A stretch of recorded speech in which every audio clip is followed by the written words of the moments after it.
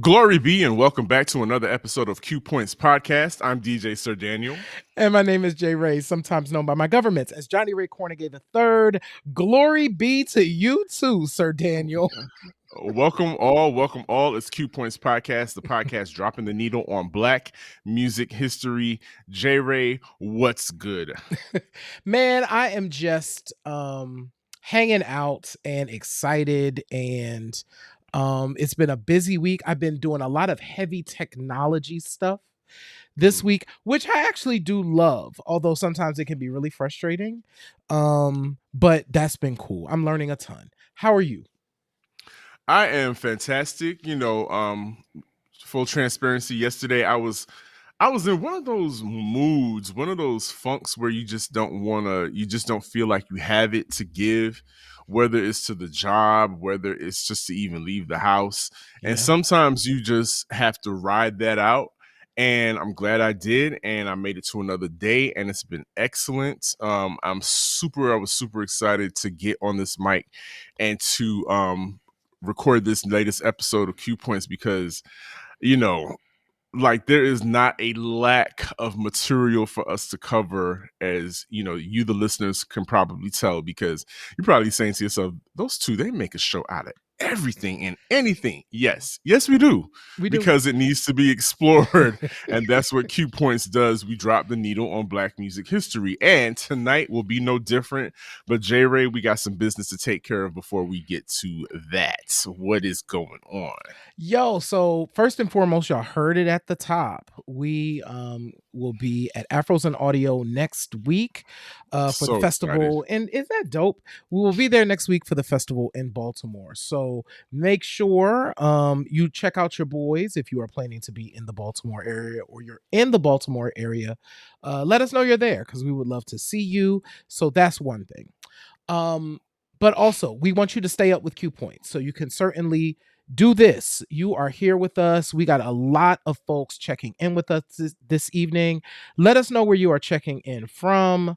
We would love to hear from you. But yes, subscribe wherever you are listening or watching. That's really important. You can become a member on our website at qpoints.com by clicking the subscribe button. You can join our newsletter as well at magazine.qpoints.com, and you can shop our store at store.qpoints.com. All of these things are really dope, but the main thing is listening, subscribing, and sharing. Those are absolutely free. They're amazing things to do, and we really, really, really love it when y'all do that. So that's what's up. We absolutely love and appreciate that. Yes, remember those three pillars that J Ray just said. There are two types of people in the world: those who complain about the state of today's music, and those who dig. I'm Jason Randall Smith, and I invite you to check out Radio BSOTS, Both Sides of the Surface, a music podcast championing the work of independent artists from around the way to around the world.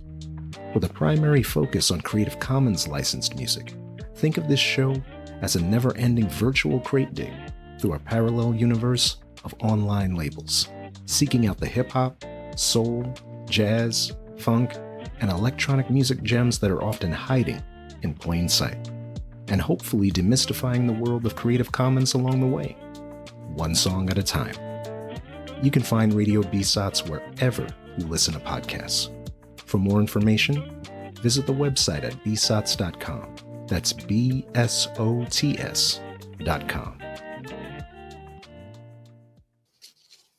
What's up, everybody? Welcome back to Q Points, dropping the needle on Black music history. My name is Jay Ray. That is my brother DJ Sir Daniel right there. And and shout out to Jason Randall Smith of Radio BSOTS. Radio BSOTS is an amazing podcast, and be sure to check it out wherever you listen to podcasts. So shout out to you, Jason. So one of the things we wanted to cover, so if you followed us last week, you kind of are seeing a pattern. We are, for our next few shows, we are spending some time talking about these pillars of Black music, like Sir Daniel mentioned, in particular, these Black men. The reason why these men are important is because you don't hear their voices on radio anymore. But these were voices that you would regularly hear. And when we say voices, we're not talking about them specifically, because their music is actually still being heard on the radio.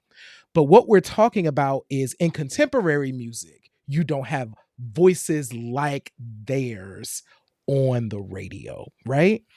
And so today's show, we wanted to spend some time talking about the Sir Daniel, you said this is the right word for this, brother. The iconic Isaac Hayes. You know, Isaac Hayes, for Sir Daniel and I, is one of those artists that was with us our entire lives, right? And I know that for me specifically, when I was a kid and I would be flipping through my dad's record collection, his covers always jumped out at me. We're going to talk about why that's true a little bit later. But even when you drop the music, it was a whole other game. So, a couple of things I want to pull out. So, Isaac Hayes was born in Tennessee. That explains a lot because when I feel like, Sir Daniel, when you listen to this music, it's like dripping with that thing that happens in the South. You know, I lived in the South for a long time. You live in the South currently. You know what I mean? Like there is a thing that's in it. For him specifically, there's that it's dripping with Jim Crow, it's dripping with heat, literal heat, it's dripping with the changing climate, is dripping with the war, because the war was going on, and hunger, all these things, civil rights, all of these different movements were happening all at the same time. So a musician, this man is a full musician. A musician like Isaac Hayes is in fact experiencing all of that and is going to channel it, and of course is going to come out into the music. Absolutely. And so one of the things that I loved in going back and doing some of the history of Isaac Hayes, Stax is such an important label. I feel like we just need to do a show on Stax Records. That could probably be many shows, right? Absolutely. Isn't there a documentary? I want to say there is a documentary on the label. Actually, I think it's on the musicians specifically that played in the studio there. But of course, so Isaac Hayes recorded for Stax, and at the beginning, what he was doing was the songwriting. So Stax had a legendary group of session musicians and this amazing crack songwriting team, of which Isaac Hayes was a part, right? So 2 songs jumped out at me immediately when I think of, Isaac Hayes as a songwriter, and they're both Sam and Dave songs. So Soul Man, classic. Hold On, I'm Coming goes from here to Memphis. I just hate that I associate it with that terrible movie that came out in the 80s. Oh, you know which one I'm talking about. With Ray Dawn Chong and them, and all the blackface makeup going on. Yeah, but please continue. Yes. So Isaac Hayes, of course, spent his years in the early 1960s writing these beautiful songs, and then had the opportunity to, of course, release his own music. So his first record, which is interesting, I never heard his first record at all. It wasn't in my dad's collection. I didn't remember it. I know now why I don't remember it. It's a very different kind of record. So it's kind of more like a jam session, and I guess you would describe it as jazzy. It's different. So I didn't hear that record. So his first record happens. It doesn't do well commercially. And at the same time, Stax started to go through a lot. So I think they lost their rights to their back catalog to Atlantic Records. Always happens, right? So they lost the rights to their back catalog to Atlantic. And it was just a bunch of other stuff that was happening with the label. So eventually, apparently the head of the label, this sounds crazy to me, said he wanted in 1 year in 1968 to have 27 releases. Right. Of which Isaac Hayes' second record was in that group of things. I think, was it 68? Yeah, 68. So 69 was his second album. Isaac Hayes' second record, which we named this live after, Hot Buttered Soul, was in that crop. Now, that record includes the insane remix of Walk On, the insane remake of Walk On By, which is a whole other thing. When you listen to Walk On By Isaac Hayes, you would not know that was the same Walk On By that Dionne Warwick sang like a couple of years prior. It's a totally different song with the same lyrics. That's what musicians did.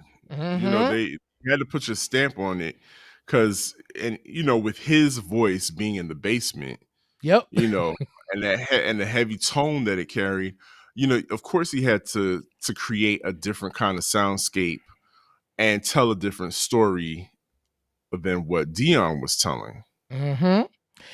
And taking that sound, so there's a couple of really important things too that I want people to be aware of.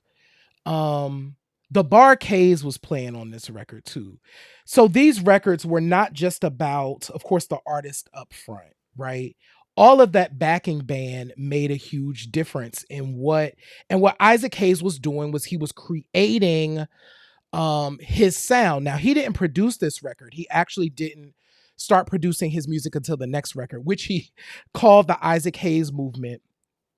And here is when I realized Isaac Hayes, no one does this in music anymore. So I have a question for you in a second, Sir Daniel. Isaac Hayes is a storyteller. There are so many songs when he's just like talking, he's literally just in front of the mic telling a story. And just that's the song, right? You know, he's the narrator, you know, and we used to have a little bit more of that where, you know, before the song got in, you know, they was going to give you a little, I got to tell you why this song is happening. Why don't you think we get that anymore? Because we don't get that anymore. Well, for one, we just don't have the attention span for it anymore. Sure. And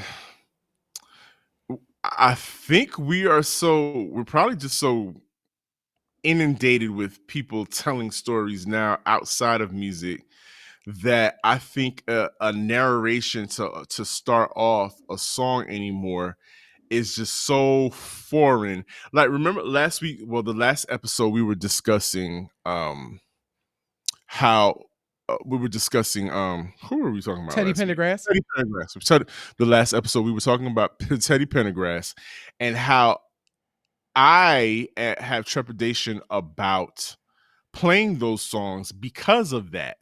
Because because there might be some narration at the beginning, because the voices are so deep and people just aren't used to that anymore. But I live for it, especially if it's a good story. Now, the best narration that people still love to this day is, "Hello, Barbara. Barbara. This is Shirley. You don't know me." I think people live for that. I think, and we that's all mess. It's mess. And we all rap along with it and say it. But you know, we grew up with Burl Ives, we grew up with Isaac Hayes, so we were used to that. We're even in the TV theme songs. Remember the theme song for The Fall Guy? That was all narration. Yes. You know, and the very end that he didn't start actually singing. So you have people like that work with Isaac, like Millie Jackson, that did a lot of talking, a lot of narration and storytelling in their records. So they didn't have social media. They barely had 3 channels back then, and they had one telephone company. So if you were to tell a story and to spread some, you know, some tea on your record was the best way to do it. And at the live show. Right. So, because I think the other way that Isaac Hayes, in particular, you see this in these early years, because we're about to talk about Shaft in a minute, because we can't not. Particularly in these early years, you start to see the lush orchestration. It's funny, Carlton mentioned Barry White in the chat. He's another one. Barry is stay for Barry because we're talking about him next week. So, but Isaac did the same thing. So there was the Memphis Horns and the Memphis Symphony Orchestra that started to show up on these Isaac Hayes records. Because listen, y'all, these were records with like 4 songs. It would be like a 14-minute song. And it would transition, it would be orchestrated. This was music. These were compositions, okay? Which is why, saying that out loud, which is why so many of these songs could be sampled and the samples sound so different, because the songs had different moods in one song. Absolutely. And, since we're leading into Shaft and storytelling, like his music lent perfectly to cinematography for creating a mood, for creating tension in a scene, and for creating just the iconic. It was all iconic to this day. When you hear, just hearing the where you know what's up. You know what that gives. You get into a certain stance. You get into a pimp, a gangster lean. Because all of that is wrapped into the imagery that was created in the movies and the Shaft movies, and then that whole. Let's just talk about the whole era of blaxploitation. Yep. And for better or for worse, the beauty that came out of the blaxploitation era. Yeah. So, and I think what the soundtrack to Shaft did is it did give us, even just, I can imagine, I wasn't alive during that time, but walking through the communities, giving folks their own soundtracks to walk to, their own soundtracks to the lives that they may have been living in Black community at the time. Because when you listen to the Shaft soundtrack, which is expansive and beautifully orchestrated, which makes sense as to why it endures for so long. This gave Black folks, like, this is when I enter the room, I want this to play. And full circle moment, Isaac Hayes created that for Shaft, and then years later, fast forward to I'm Gonna Get You Sucker, he appeared in that, which was a send up of blaxploitation movies. However, the hero of I'm Gonna Get You Sucker had a whole band walking behind him, and they said, "Hey, who are these guys?" "Oh, that's my theme music." So he legit, we get it. It's like when somebody is walking, if you want to feel like a superhero, you think back on an Isaac Hayes and him and his orchestra creating music for when you step, you hear the hi-hats playing, and when we start running, you hear the horns blowing, because it's giving chase, it's giving attention, it's giving tension and whatnot. So we have him to thank for that, along with that orchestra. And giving yourself superhero music in the time in which those brothers were living. Like I said, they were straight out of Jim Crow, straight out of the civil rights movement, and still fighting to be respected in this country while there was a war going on across the world, and that we were fighting in, and people were coming home strung out, addicted. There wasn't any jobs for them to come back to and to work and to feel respected, and you still have to deal with racism here. So here comes this man, this big Black bald, dark-skinned bald man that at some point, thank you, Mark McPherson, actually showed up in front of the cameras as Truck Turner. And listen, I could go on about Truck Turner and Nichelle Nichols, and that's my favorite scene, but we're not going to get into that. But imagine that is created for you. You think that's created for you, and you get that record, and you get that music in your head. Imagine that music kept some brothers alive, kept their heads above water, kept them going down to the job and sticking it to the man. Just by surviving, because you had to stick it to the man back then and survive, and not be no job turkey and fall for no job rat. So true. We still need to stick it to the man. I do want to acknowledge, because you just said, in terms of thinking about the black men listening to this, because I know for a fact, like, this was a song that would regularly play in my house when I was a kid. Also, Isaac's voice, I know that we mentioned that importance, right, of us doing this show around these men and these voices that we don't hear. That's affirming to hear this beautiful orchestration and a voice that sounds like yours situated right in the center of it, telling stories about a life that you can relate to. That is incredibly powerful, because it shows the complexity and the beauty that we inhabit, I think, as black men. Well put.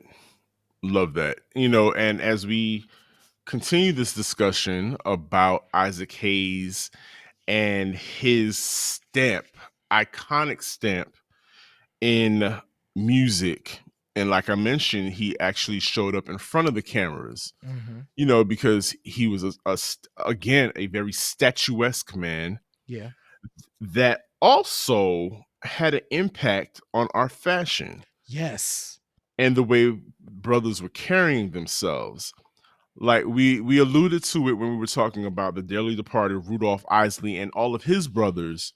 And you look at J-Ray, you look at those album covers, those brothers were not scared to go there with the fashion, right?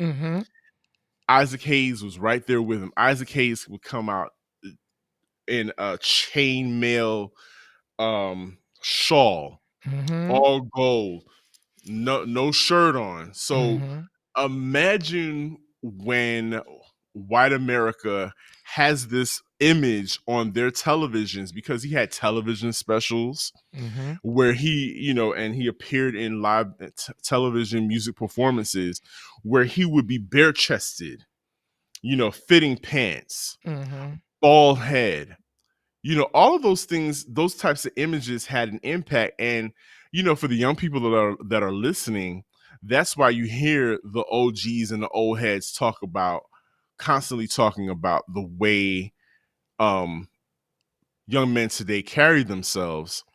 And I see the juxtaposition, and I also see the similarities in the way young men are dressing. Some of them are choosing to dressing. It has some similarities to the way a lot of those brothers and the chances those brothers took with their fashions back then as well. So there's some of that. Then there's, on the other end where it doesn't feel like a sense of pride. And I think that's what people are responding to, because when they saw an Isaac Hayes on television, they felt a sense of pride, and they threw their fist up and was like, right on, I relate to that, and I see that. And so I think there's a lack of balance today. Maybe that's what it is, and people don't see enough balance anymore. And I think that's what people are always reacting to when it comes to young people and the way they dress and carry themselves. I absolutely agree with you, because I do see the similarities as well. And I think one of the things that we do here on Q Points and that we think is really important is to acknowledge those folks that have influenced us, right? And to call their names. And it may be true that a lot of folks don't recognize, like, oh, that's kind of been done. Like that thing that you're doing is a thing that's already been done before. And and Isaac Hayes probably did that already. Yeah. But they may not know. And so hopefully they listen to this show and then they go back, and not only do they revisit these incredible albums, but they also, which he had like 7 #1 albums in a row. It's crazy. Wow. So, they not only go back and revisit these albums, but they go back and look at the images. So I mentioned earlier that when I would go through my dad's record collection, I would always get caught up in the Isaac Hayes covers. So there was like the Hot Buttered Soul cover where he has like the baldy, but you can't really see his face, but there's like a gold thing or whatever happening. There is the black one. I had never heard the phrase Black Moses until an Isaac Hayes album. That was like, whatever do you mean? No, but think about it. Think about who Moses is in a biblical sense. Yep. And that kind of comparison, that's heavy. It's heavy. And showing up on the cover, fully sunglasses, of course, it's Isaac Hayes, and head covered, like wrapped in a hood, and just looking into the sun. As a photographer, these are things that inspired me. But it was so funny. One of the covers that I will never forget, oh shoot, it's the Cookie record. Which record is that? I can't remember the name of this record. It was actually, I think, the last #1. But anyway, Isaac Hayes is on the front cover. I'm gonna pull what record this is. It's called Chocolate Chip. That was why. Okay. And he's on the front cover.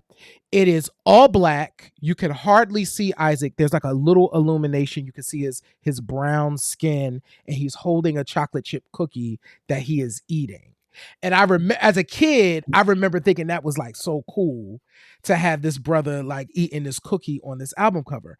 Saying all this to say, I'm saying all this to say is that this man was giving us blackness and like just giving it to us, and not like mixing, like just being fly and being like a black man and just giving us that. And that's dope. And with that, with giving us an image, you can't just give us an image, you have to give us something with some depth, right? And so the music is what he did that with. And I think a lot of, aside from the types of voices, we're missing an emotional depthness, an emotional maturity that came across a lot in these records, in these bodies of work. Because not only was he able to present in this form of masculinity and black pride, but the music also spoke to a tenderness, a softness that kind of, you look and you're like, can those two things live together? Somebody that looks like that and have, and express himself so deeply. Like we said, if he's singing Walk On By, and Walk On By, you listen to the lyrics, Walk On By is really a song about a love lost, but holding on to your pride and holding on to your, keeping your head up. And for a lot of women, that's an anthem, but you can turn around as a man and sing it and make it an anthem for men as well. That takes an depth, an adeptness that, and a skill that Isaac Hayes possessed, and a lot of men of his ilk and his era were able to weave into their music and to ask for forgiveness, to ask for tenderness, to ask for some breasts to lay their head on, so because of the burdens of the world out there, and that the vulnerability that he was able to present to us is something that is sorely missed in a lot of, especially R&B music. And, thank God we have his archives to listen to get that. But like I said, it's kind of hard to weave that in sometimes, or you just have to pick the really right moment to weave that in a set nowadays, especially when you're trying to appeal to different age groups. But trying to weave in an Isaac Hayes, and a Teddy Pendergrass, even though they're iconic and people love their music, I think there's something that people are afraid to feel nowadays because feelings cost too much nowadays. Yeah, that is powerful. And so to that point, maybe one of the things that folks can take away, because I do think as I was getting ready for this show, going back and listening to these songs gave me kind of a warm and fuzzy feeling. You know what I'm saying? Listening to some of them. And it's really interesting. I was telling Sir Daniel when we were getting ready for the show, we picked this show. I was like, I haven't spent a ton of time in Isaac Hayes' catalog. So I did that in preparation for this show. And I knew Walk On By had happened, but I didn't realize he did all these other like Hal David and Burt Bacharach songs, right? And I'm like, oh, okay, I get this now. It is so what my hope is that maybe folks will listen to this show, go back and play some of these Isaac Hayes joints and see how he presented the work, and the way he was able to have these conversations. And maybe it'll just give some folks some ideas, because I agree with you. I do think it's hard to get that kind of emotion from men in. Women do it all the time. I think it's hard to get it in from men. But I think listening to folks like Isaac Hayes show it's possible. Absolutely. And, I'm thankful that Carlton let us know about his cover of Billy Joel's Just the Way You Are. I'm going to check that out because I love that song.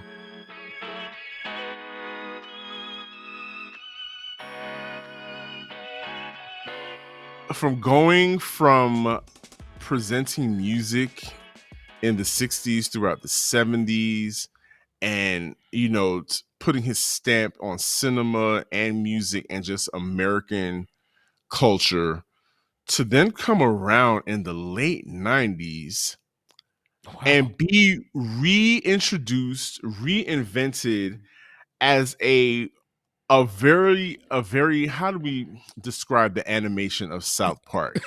Very, very what's the word I'm looking for? Primitive. Okay, that's a good word. Primitive, very primitive animation, but the impact that South Park had on the culture is to this day still, casts a ripple effect. But our very own Isaac Hayes was a part of that phenomenon and able to, I don't know, just make himself present and make it fit. Yeah. And make it, take the material he was given, and make us laugh and make us, realize, think to yourself, this is Isaac Hayes standing behind a microphone, voicing Black Chef. Yeah. And being referred to as Black Chef. That was dope to me. I remember being really into South Park, and particularly in those early years, because Absolutely. It's completely irreverent. And we were in our early 20s, so right. We were still, you grew up on fart jokes, so those kinds of things. You're still 13. You're 23, but you're still 13. Right. And 12. And so, but I would say the thing that I found dopest about it was I do feel like it inserted Black culture into this like really white show. You know what I'm saying?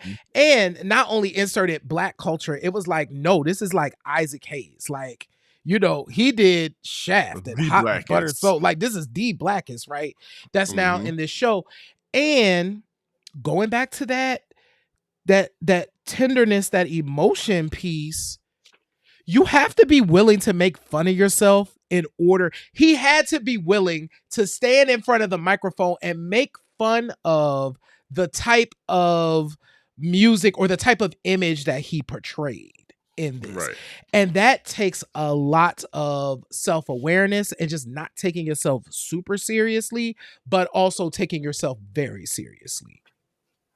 Right, because it was a performance of blackness that a lot of consumers of South Park felt comfortable with. Mm-hmm. You know, it was a performance. It was fun and funny.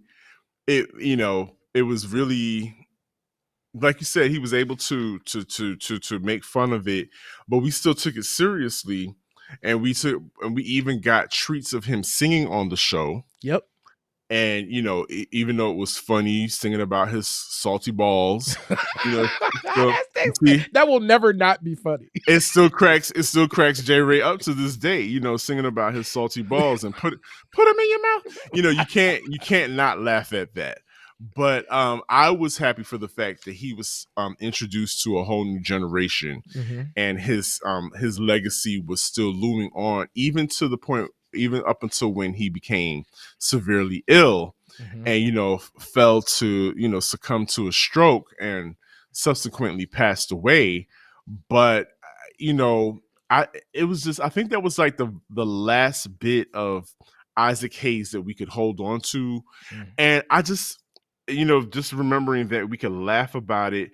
But you know what, J Ray, we can't negate that there was something else that was very funny that was associated with Isaac Hayes' music.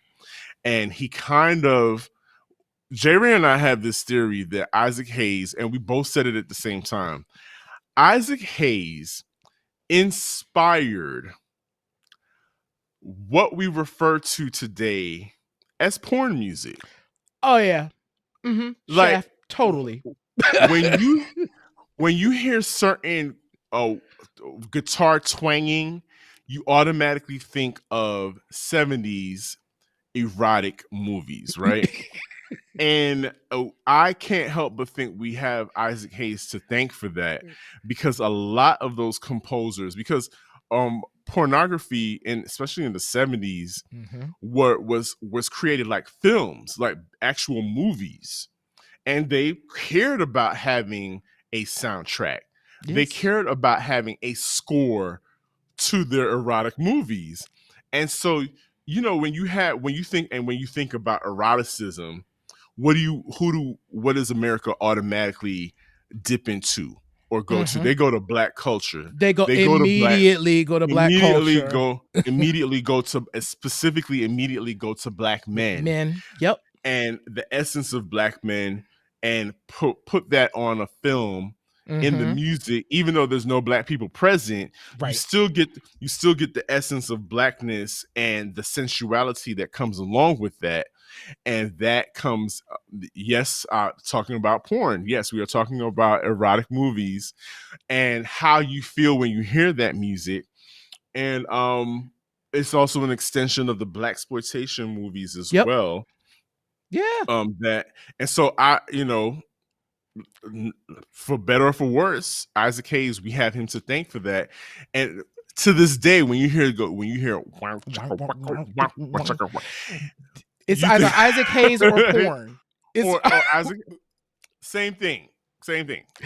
So, you know what? Since we're here, y'all let us know, because Sir Daniel knows this. I've been dying to talk about.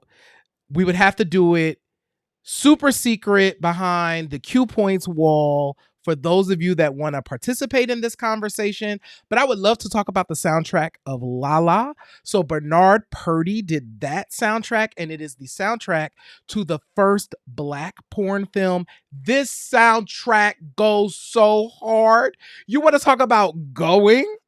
Wait, it goes not hard, goes hard like that. Goes hard like music. Okay.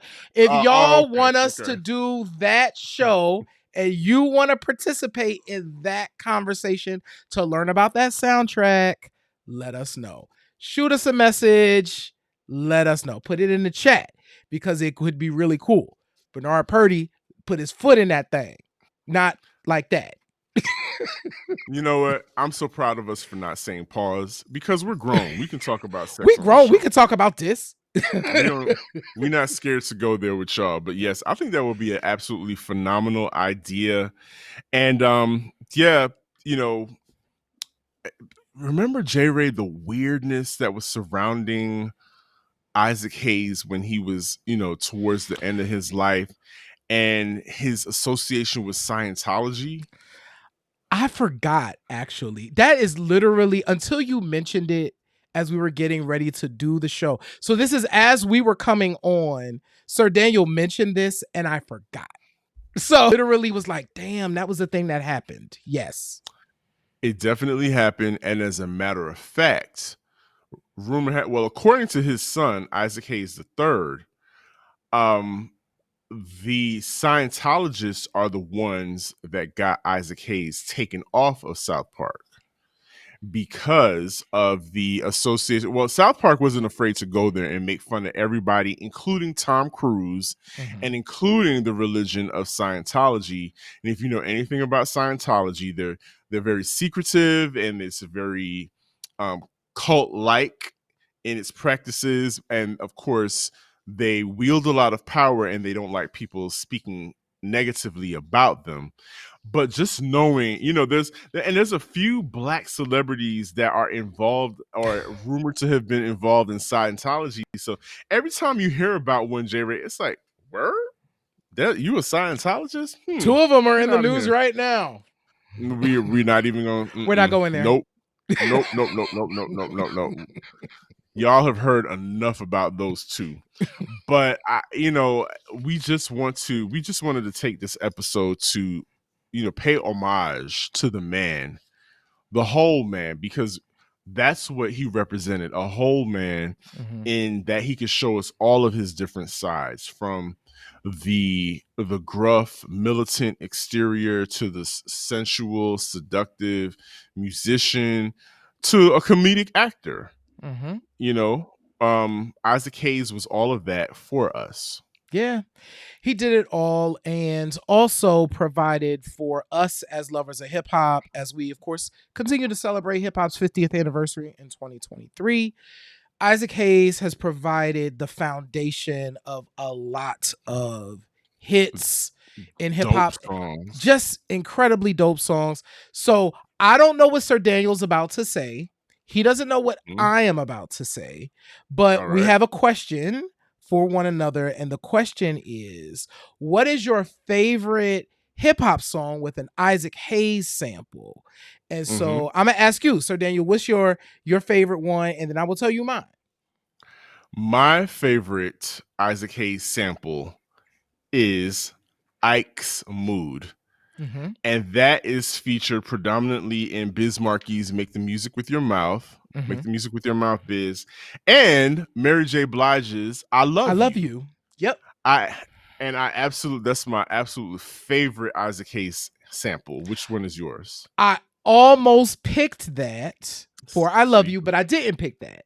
I picked a song that I've talked about already twice on the show, Walk On By. So Warning by the Notorious B.I.G. samples.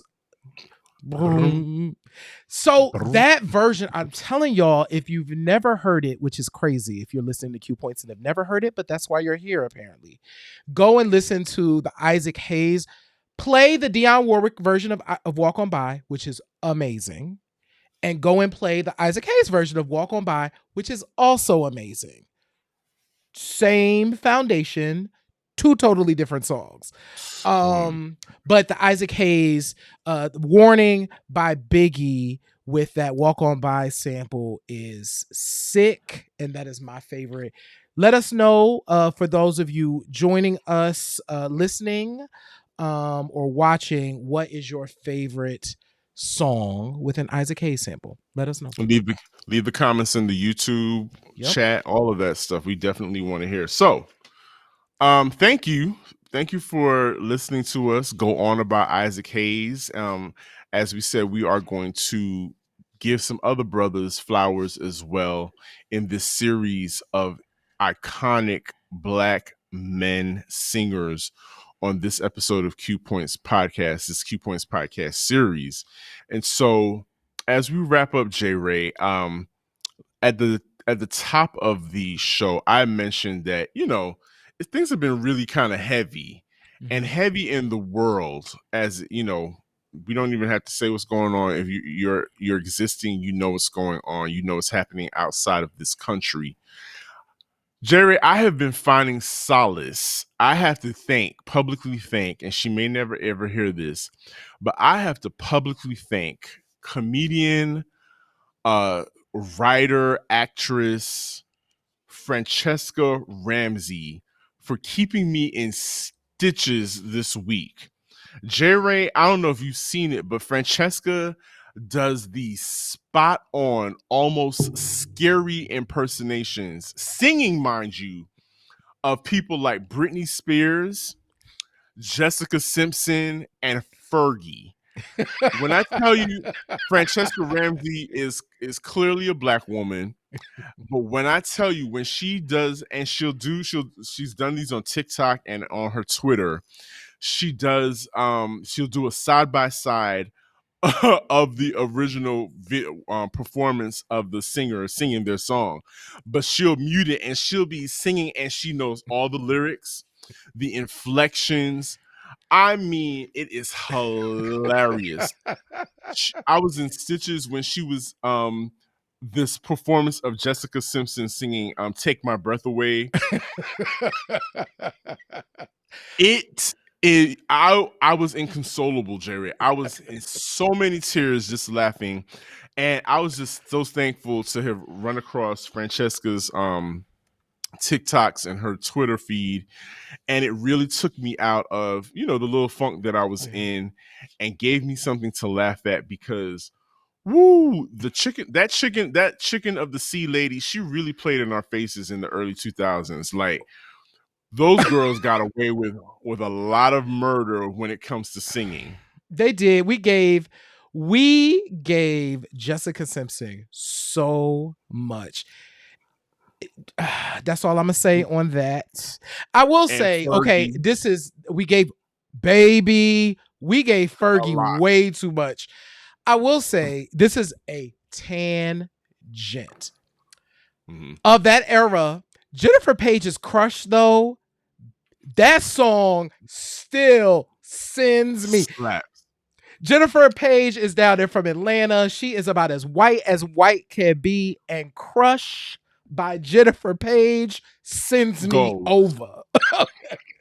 So that, and then don't follow it up with Natalie Imbruglia. I knew you was gonna say it. Torn by Natalie Imbruglia. You want to see black people go up? Play them back to back. But listen, before we head up out of here, J-Ray, please let the people know one more time the most important thing about Q Points and how they could be a part of all of this madness and joy that we have to give. Yes, the most important thing that you can do is do what you're doing. You are here. You are listening to us. Listen and subscribe. That is free. You can do us a solid and share it with your friends and family. That is also free. If you are listening to Q Points, they will probably enjoy Q Points too. You could join our mailing list. It's also very free to join. And that's a great way to stay up with us. Visit our website, qpoints.com, hit the subscribe button. You can become a subscriber. And just like, support your boys. The easiest way to do it, though, is to do the easiest thing, and that is listen, subscribe, and share. Absolutely. So listen, we're about out of here. We have thoroughly enjoyed this episode, bringing it to you. Please, if you're in Baltimore, make sure you check out Afros and Audios and come say hi. We're going to be doing a presentation. I'm super excited about that. And continue sticking it to the man and don't be no jive turkey. Who is the man? Shaft. You know who he is. So with that being said, what do I always say, J-Ray? In this life, we have a choice. We can either turn the music up, take that needle off, or we can let the record play. Wait a minute. Who? I know.